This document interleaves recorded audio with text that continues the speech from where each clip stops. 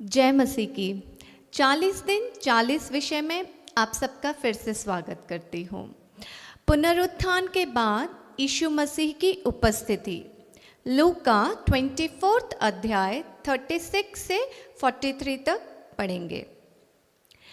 वे ये बातें कह ही रहे थे कि वह आप ही उनके बीच में आ खड़ा हुआ और उनसे कहा, तुम्हें शांति मिले।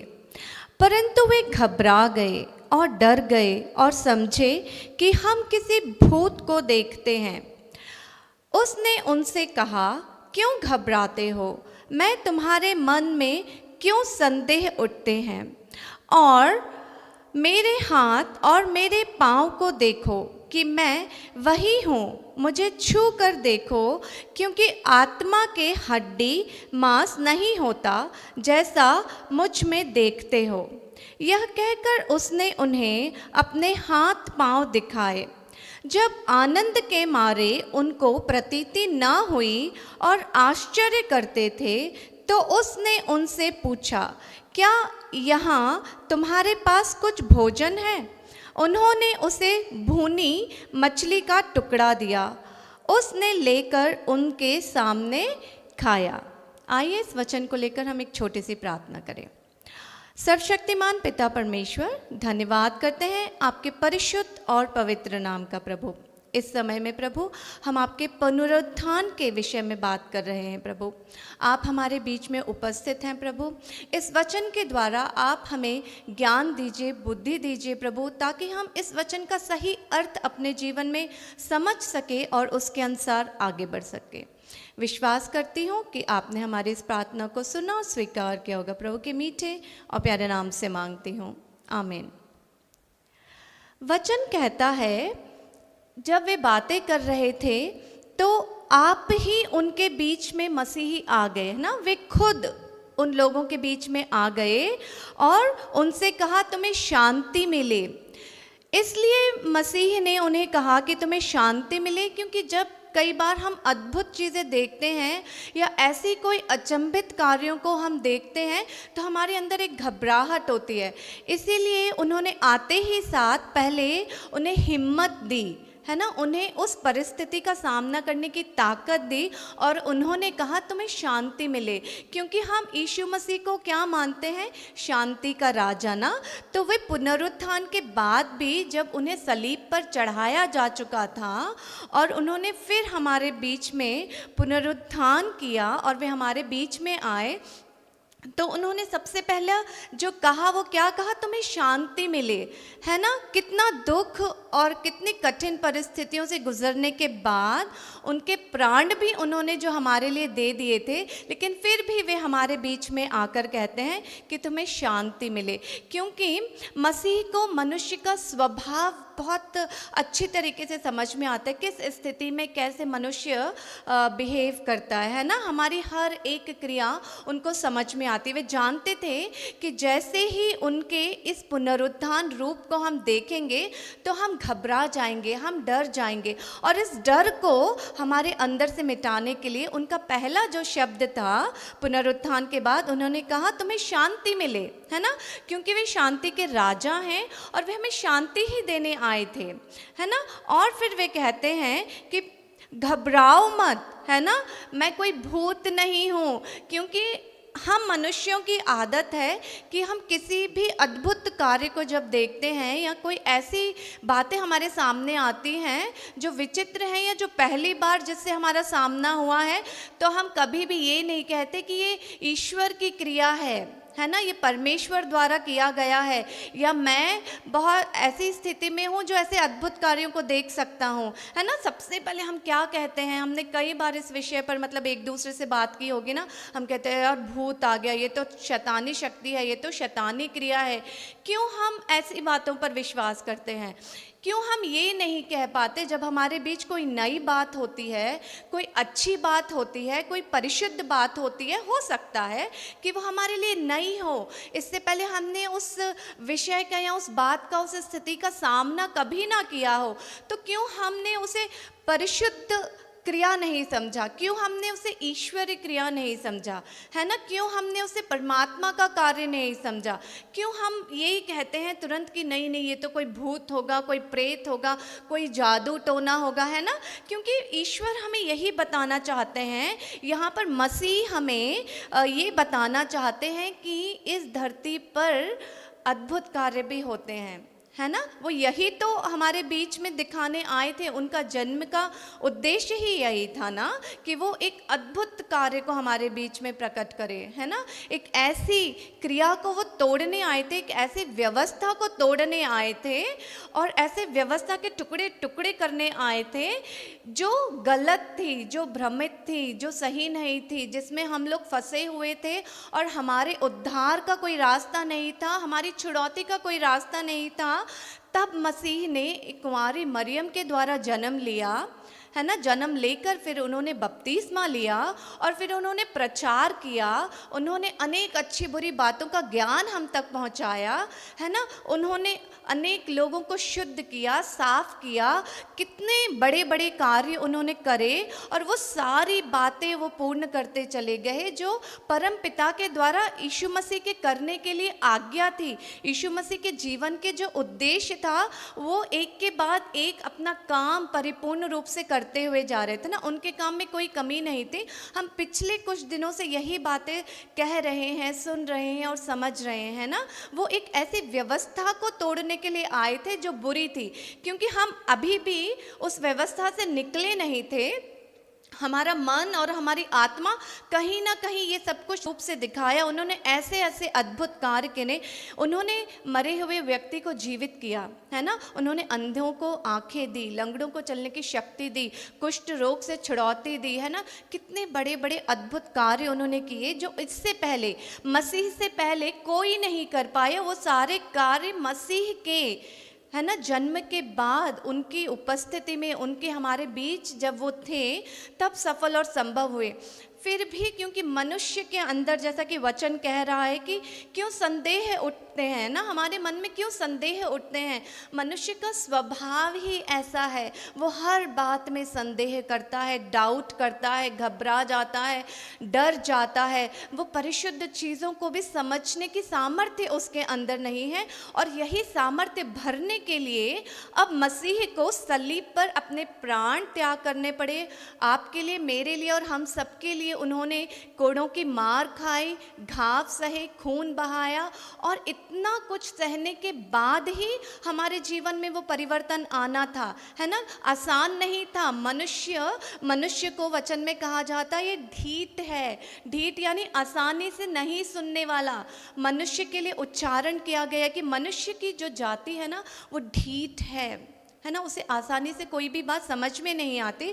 और इतनी आसानी से समझ में नहीं आती करके ही मसीह को इतना त्याग करना पड़ा ना, इतनी क्रूरता का सामना करना पड़ा, इतनी राजनीति का सामना करना पड़ा, इतने कोड़ों की मार खानी पड़ी, है ना। सलीब को उठाकर, उस भार को उठाकर वो हमारे लिए बढ़ते रहे और आखिर में उन्होंने अपने प्राण भी हमारे लिए त्याग दिए, है ना।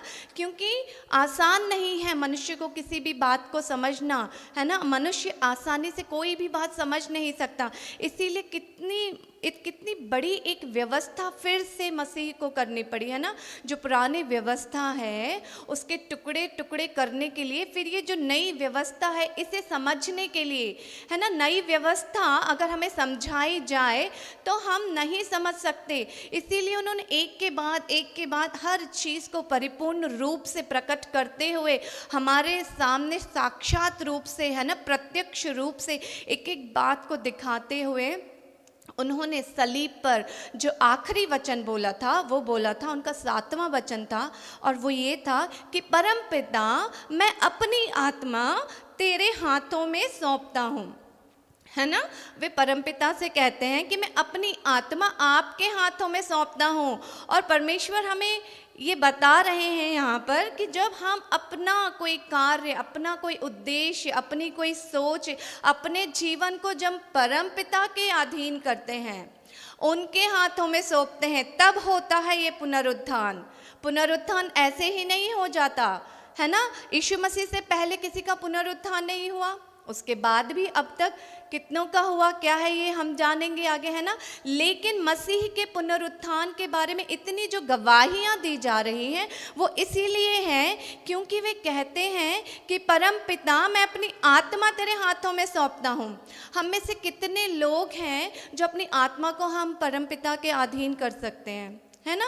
हम हर जगह अपनी मनमर्जी करते हैं, है ना। हम अपनी इच्छा चलाने की कोशिश करते हैं, अपने ख्याल, अपनी सोच, अपने विचारों के द्वारा हम आगे बढ़ना चाहते हैं ना, उनके साथ आगे बढ़ना चाहते हैं। लेकिन यीशु मसीह को देखिए, उन्हें जो उनके पिता ने यानी परम पिता ने उन्हें जो कार्य सौंपा था, उन्होंने कहीं कोई चूक नहीं की।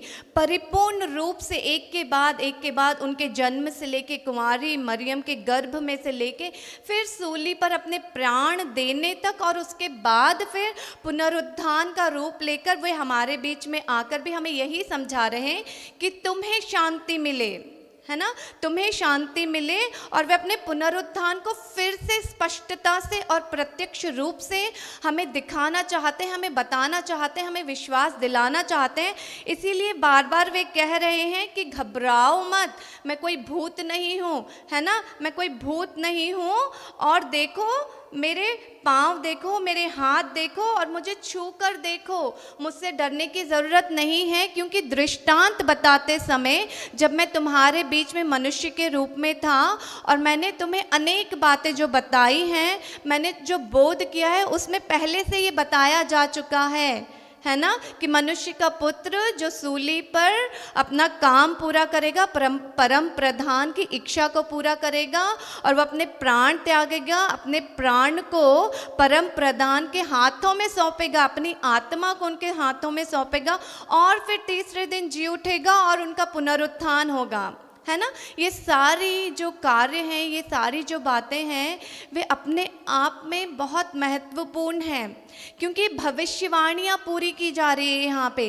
किसी मनुष्य की रची हुई बातें नहीं हैं, ये बहुत पुराने भविष्यवाणियाँ हैं ये जो मसीह के लिए की गई थी और उन्होंने कोई चूक नहीं की, कहीं कोई कमी नहीं की और वो एक के बाद एक उन सारी भविष्यवाणियों को हमारे लिए पूर्ण करते जा रहे थे ताकि हम इस बात पर विश्वास कर सके। ये जो नई बात हो रही थी, ये जो अद्भुत बात हो रही थी, क्योंकि इससे पहले पुनरुत्थान वाली बात किसी ने ना कही थी, ना सुनी थी और ना देखी थी। ये हम सब के लिए, उस भीड़ के लिए, उन मनुष्यों के लिए जो वहाँ पर थी और जो सोच रहे थे कि अब मसीह ने अपने प्राण त्याग दिए हैं, है ना।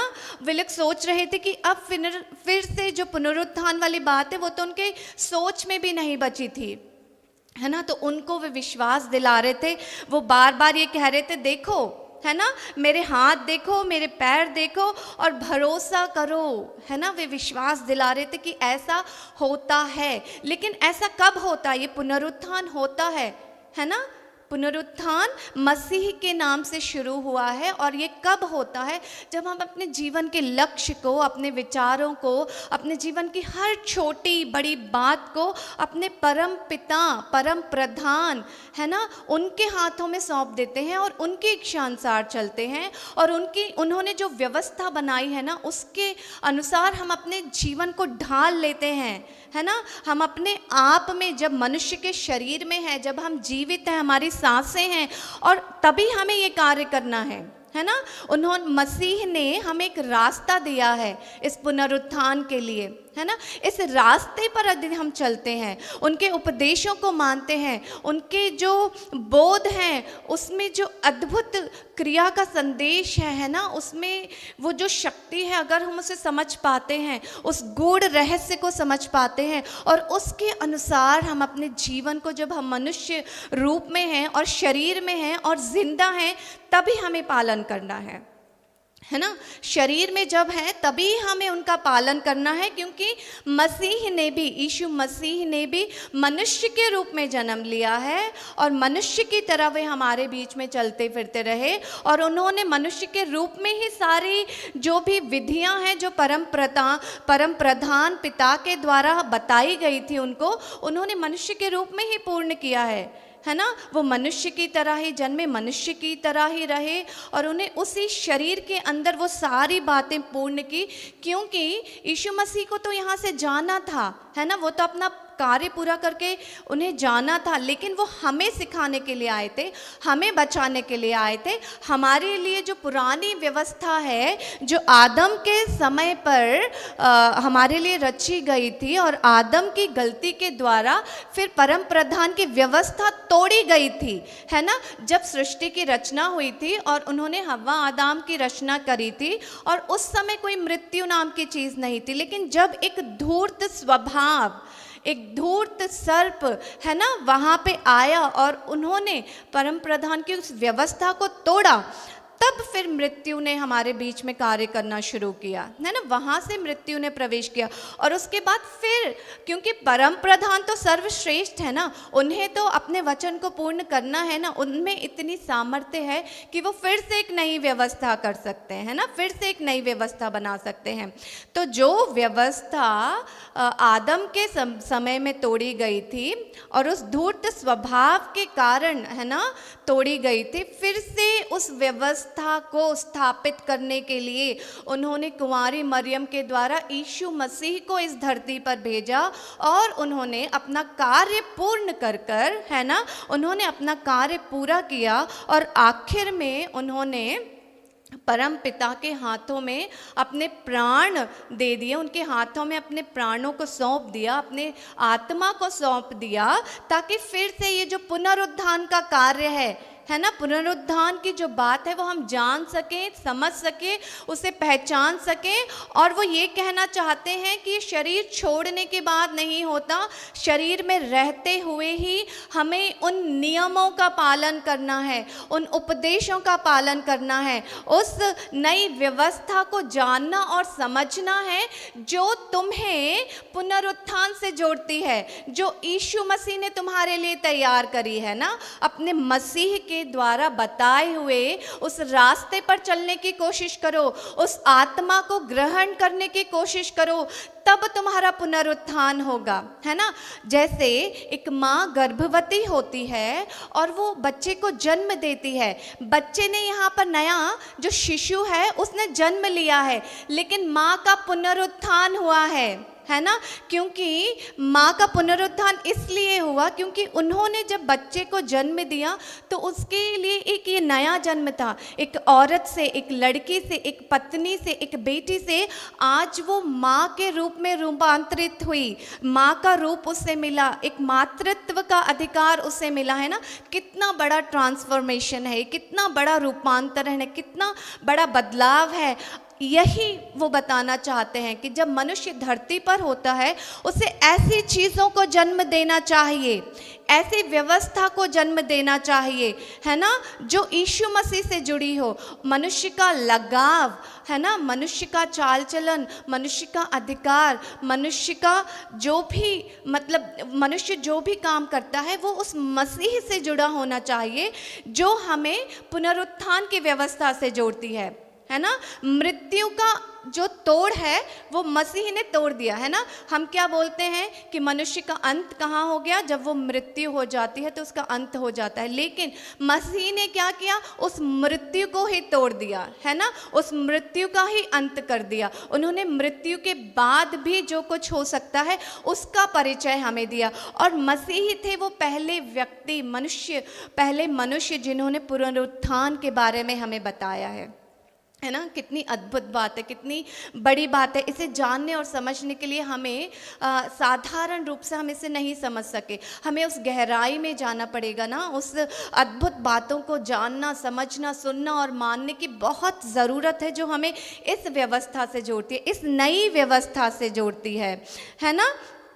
पहली व्यवस्था जो थी वो परम प्रधान के द्वारा बनाई गई थी, जिसमें मृत्यु नहीं थी, लेकिन उसके बाद सर्प के द्वारा धूर्त स्वभाव के आ जाने के कारण जो व्यवस्था टूट चुकी थी, फिर से उसे यीशु मसीह ने बनाया है, और इस बार उन्होंने मृत्यु को भी तोड़ दिया है ना, मृत्यु को हरा दिया है उन्होंने। अब कोई मृत्यु यहाँ पर काम नहीं करती। मनुष्य जब अपने शरीर में है और वो परमेश्वर के द्वारा हर एक बात को जब अपने परम परम पिता के अधीन कर देगा, अपनी आत्मा को, अपने जीवन को, अपने क्रियाओं को, अपने कार्यों को, अपने विचारों को जब परम पिता के अधीन कर देगा, तब हमारे अंदर ऐसी पुनरुत्थान वाली स्थिति जन्म लेगी, है ना।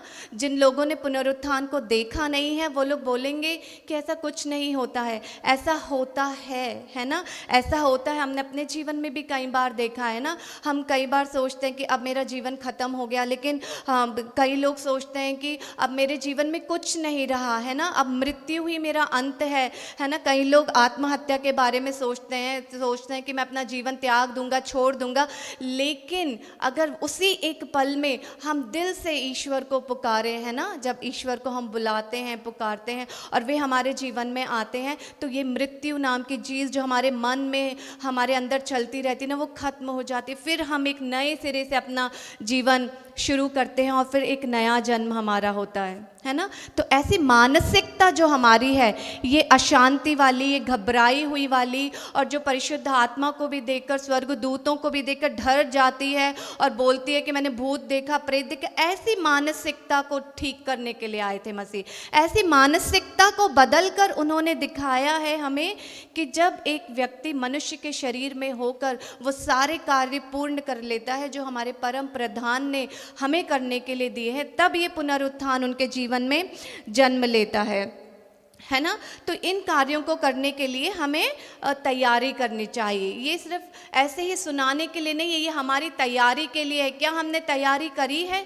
क्या है हम तैयारी कर रहे हैं ना? इस तैयारी को करो पहले, ये सारी बातों का पालन करो, है ना। तुम्हें शांति मिलेगी, है ना। तुम्हें घबराने की ज़रूरत नहीं है। मन में से संदेह मिटा दो। ये जो पुनरुत्थान वाली बात है, इसे लेके संदेह मत करो। ये सच है, ये तुम्हारे जीवन में भी सफल हो सकता है यदि तुमने इस बात को माना है कि मैं अपनी आत्मा को अपने परम प्रधान के हाथों में सौंपता हूँ और मेरे जीवन में जो कुछ भी होना है वो उनके उद्देश्य के कारण होना है, और वो जो भी है मैं सहूँगा। और यहाँ मसीह कहते हैं कि ये सब कुछ उन्होंने सहा है, तभी उनका पुनरुत्थान हुआ है। अगर वो मार से घबरा जाते, अगर वो कोड़ों की मार नहीं खाते, सलीब पर ऊंचे उठाए नहीं जाते, है ना, अगर उनके ऊपर कांटों का किरीट रखा नहीं जाता, तब ये पुनरुत्थान नहीं होता। वो हर मार को सहते गए।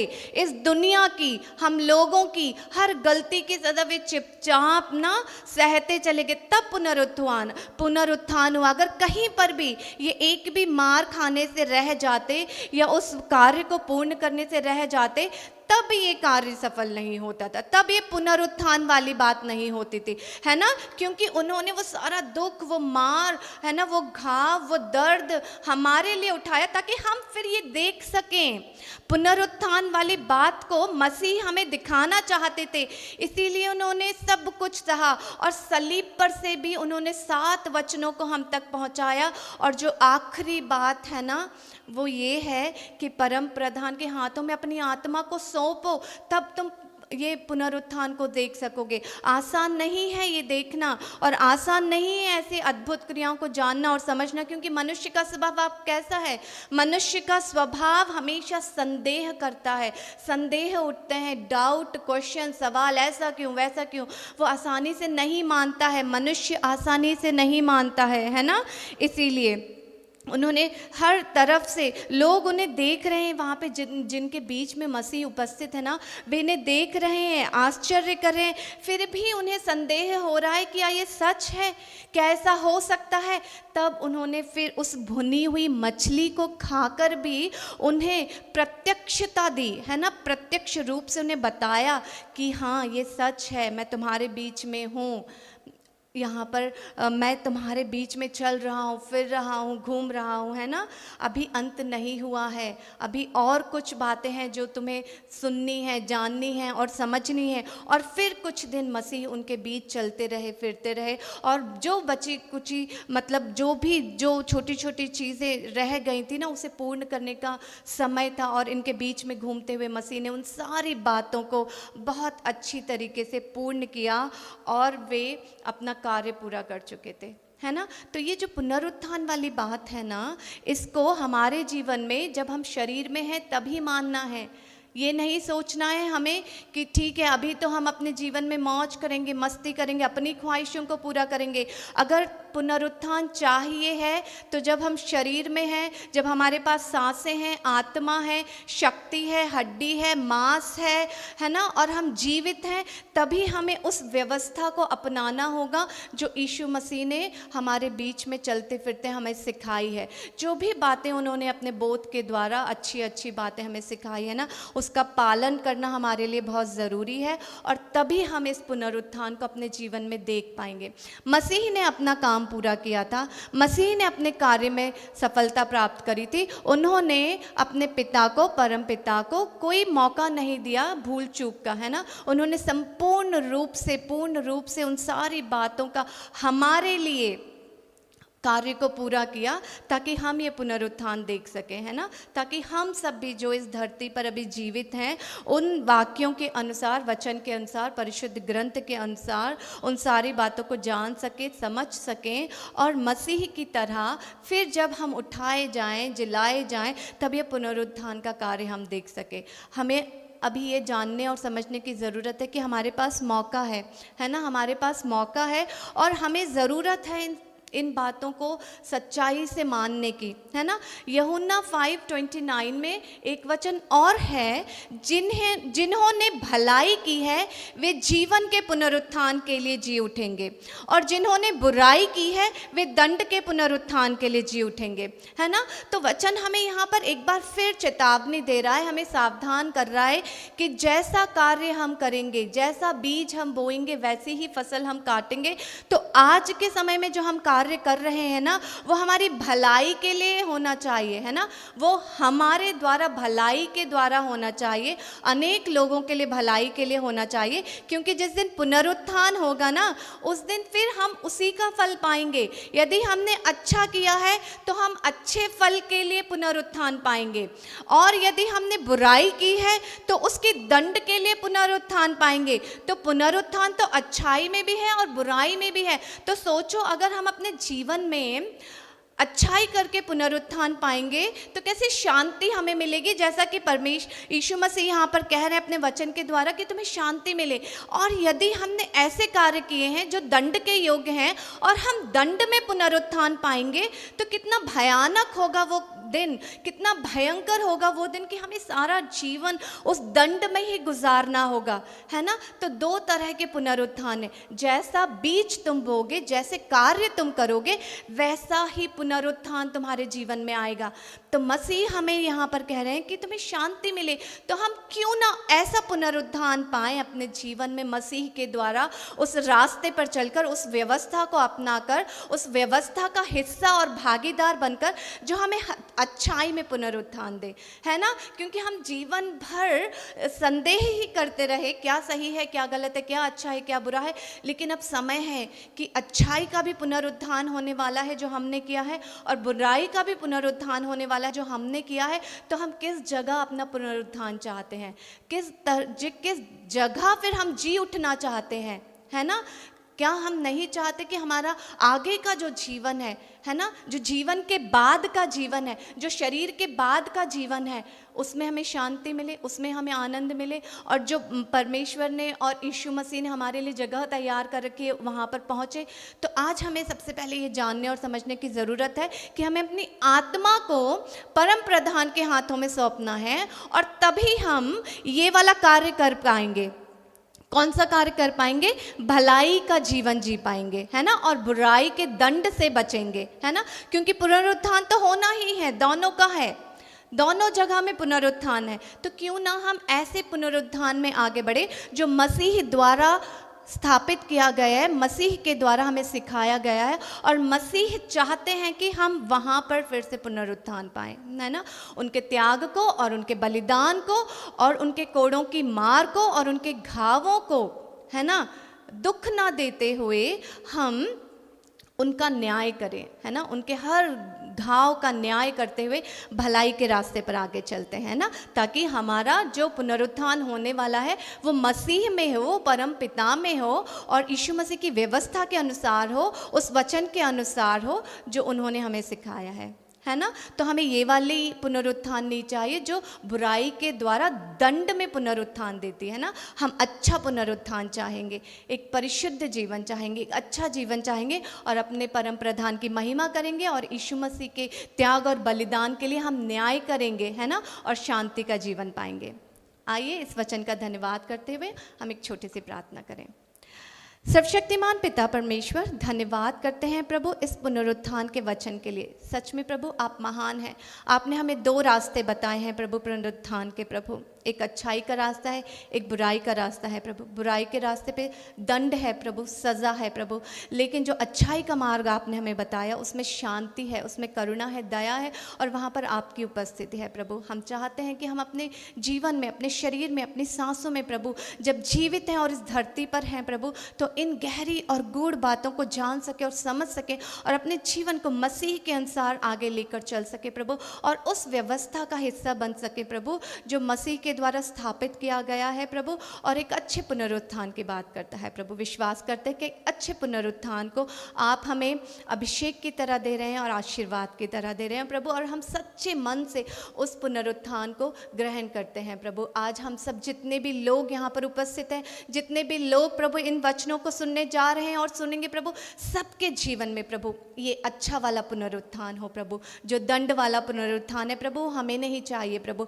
आज से हम अपने जीवन को बदलना चाहते हैं प्रभु, और एक अच्छे पुनरुत्थान के लिए प्रभु हम तैयारी करना चाहते हैं प्रभु। और मसीही आप जो हमारे बीच में हमें सिखाएं, हमें चलाएं और अपनी आत्मा से भरें प्रभु, ताकि हम एक अच्छा पुनरुत्थान देख सकें प्रभु। विश्वास करते हैं कि आपने हमारी इस छोटी सी प्रार्थना को सुना और स्वीकार किया होगा। प्रभु के मीठे और प्यारे नाम से मांगते हैं, आमीन।